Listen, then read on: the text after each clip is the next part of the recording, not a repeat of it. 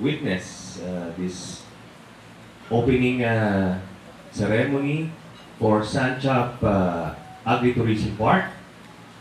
And as you know, ito pong si Mr. Tony Chu is a visionary in the agriculture sector. At kilala yan ni Senator Kiko.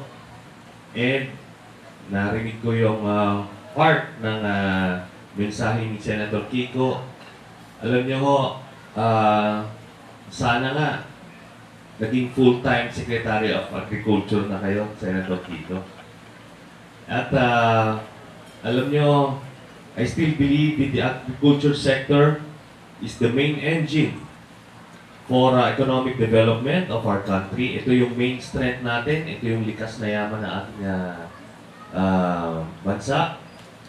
Kaya nga, when I was invited by our good friend, Mr. Tony Chu, kahit na meron po tayong bad cold this morning, kailangan makita natin at masuportahan siya, mapakita natin yung ating paniniwala sa kanyang vision for agriculture. So, congratulations, Tony, at more power sa inyong ibang mga proyekto. This latest project of yours will not only be a boost to the local economy of Batangas, but for the rest of the country as well. Thank you and good morning.